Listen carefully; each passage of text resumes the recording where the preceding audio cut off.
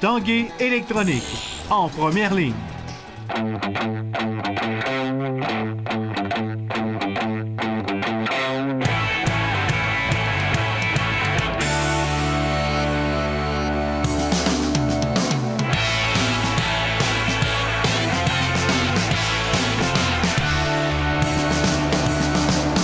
Salut, ici Jonathan Fournier et bienvenue à l'Esprit sportif. Aujourd'hui à l'émission, on vous parle de vélo, on vous parle du club de golf du Rouge et Or de l'Université Laval, mais tout d'abord, du côté de la Coupe du Monde, jeudi soir, centre Vidéotron, l'équipe d'Europe affrontera équipe Amérique du Nord.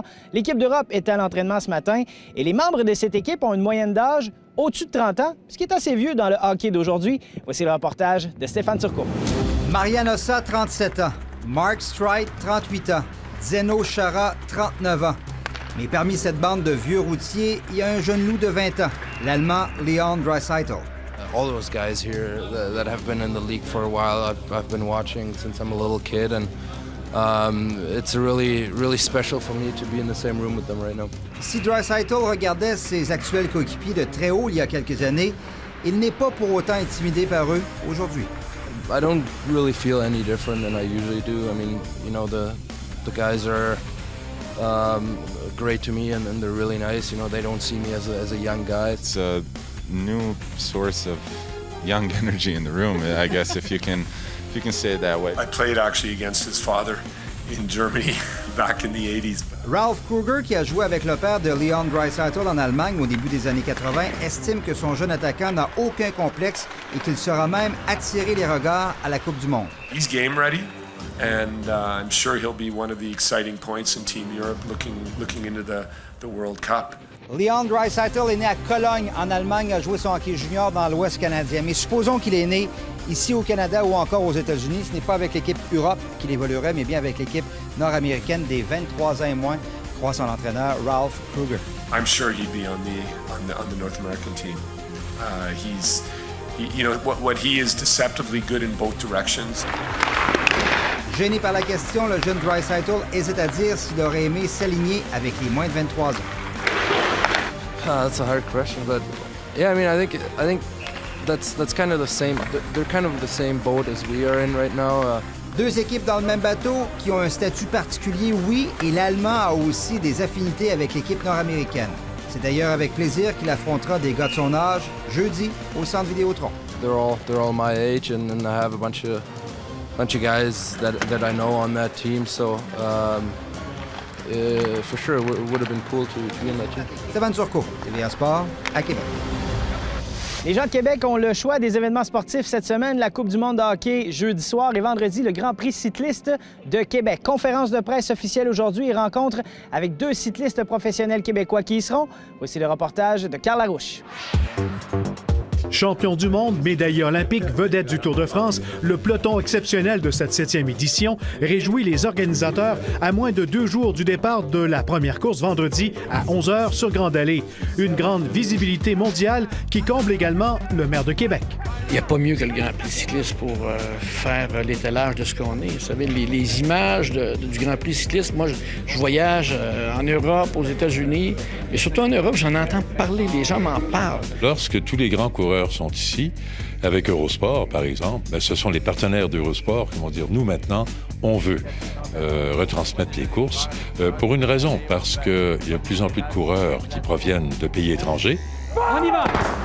L'événement 2016 sera l'occasion d'une grande première, alors qu'une innovation technologique dans le monde du cyclisme permettra une diffusion en temps réel des données biométriques d'une centaine de coureurs. Donc, ils ont tout simplement un appareil technique qui capte surtout 4 domaines, c'est-à-dire la fréquence cardiaque, le wattage, c'est-à-dire la puissance développée par l'athlète, ensuite la cadence, nombre de tours de pédale minute, vitesse, et en plus, on va ajouter, nous, le positionnement, évidemment, géométrique. Tout évolue, hein? Les gens qui regardent le sport veulent avoir encore plus d'informations. Il faut vraiment qu'ils ralentissent. C'est quand même l'information qui va être un ajout à la présentation de nos diffusions des deux courses.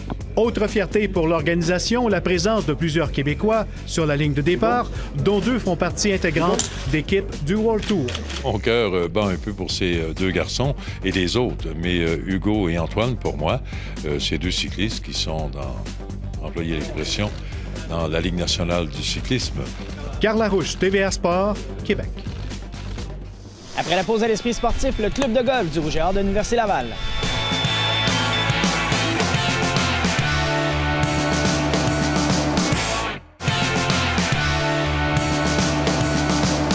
Les deux équipes du club de golf du Rouge et Or de l'Université Laval ont débuté leur saison dans les dernières semaines et les objectifs sont élevés. L'équipe masculine tentera d'atteindre un 15e titre provincial consécutif. Voici ma rencontre avec l'entraîneur-chef, Élie Anctil.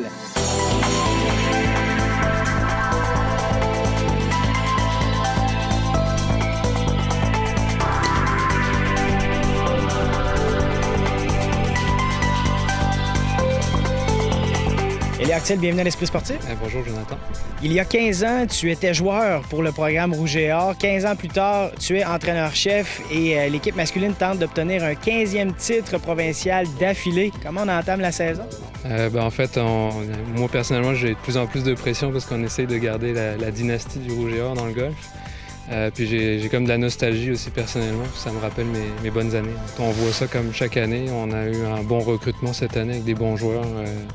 Baptiste Maury qui revient cette année avec Arthur Nkele et Pierre Rabassa qui s'est rajouté à nous l'hiver dernier.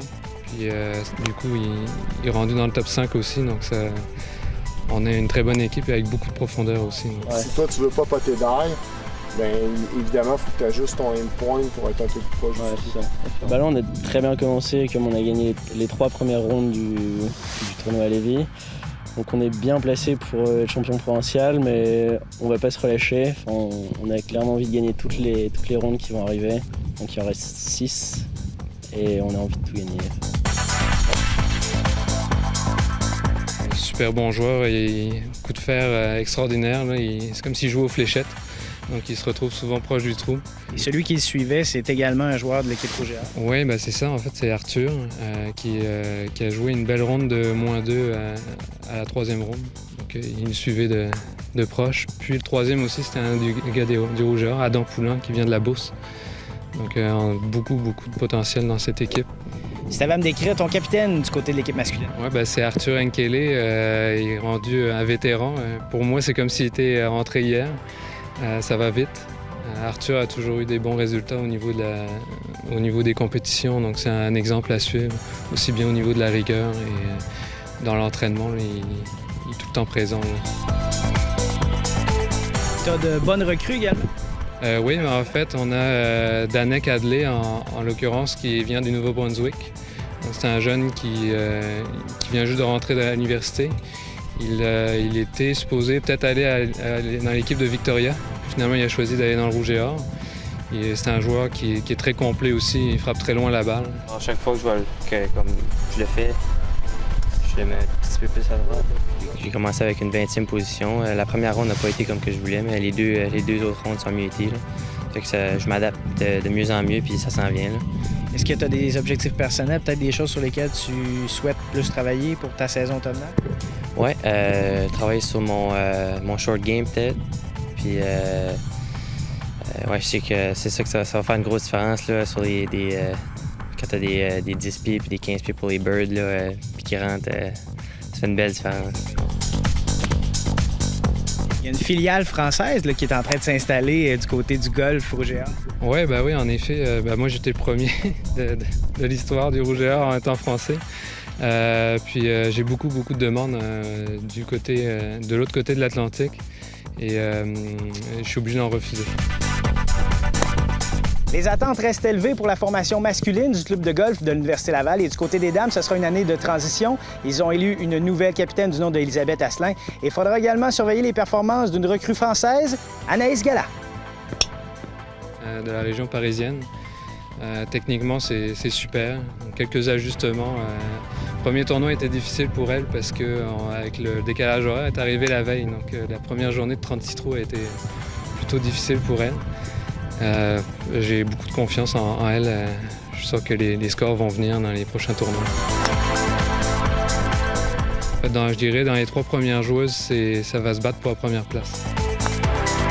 L'objectif est de gagner les 2 bannières cette année. Au niveau féminin aussi, on a gagné les 3 journées l'autre jour à Lévis. Donc très confiant. Là. Dans les derniers jours avait lieu le plus grand salon cycliste au monde, le salon Eurobike en Allemagne, et les gens de Garneau se sont démarqués, ont remporté un prix. Encore une belle réussite pour l'entreprise de Saint-Augustin.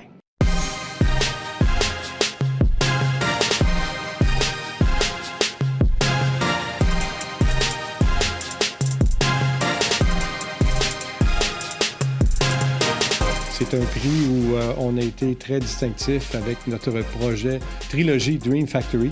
Et c'est quoi ça? Ben, c'est être capable de faire un vélo, un casque, un vêtement et de le personnaliser à la couleur du client. Alors, ça a séduit les jurys là-bas et on était quand même 1400. Alors, c'est un prix, bien entendu, d'équipe. C'est tout le monde, c'est toute l'équipe Garneau qui le gagne et on est bien fiers de ça. Qu'est-ce que c'est le salon Eurobike? Alors, Eurobike, c'est le plus grand salon cycliste de la planète. Alors, il y a 1400 exposants. C'est l'équivalent de 9 terrains de football où on présente vélos, accessoires, vêtements, souliers, casques, etc.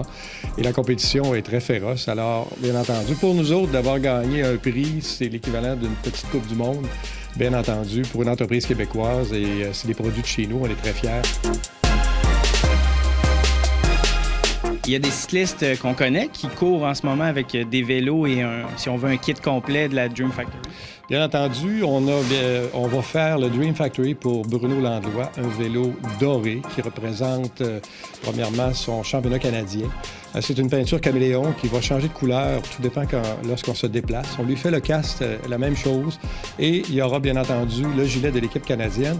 Mais Bruno tenait à avoir ce vélo-là. Et ce vélo-là va faire 2 Coupes du monde. Et après ça, on le met de côté. On l'a fait signer par Bruno Landlois. On le met au musée Garneau. Et ça va avoir marqué l'histoire du Québec. Et surtout de vouloir partager ce magnifique prix à tout le monde, parce que tout le monde est impliqué dans cette réalisation.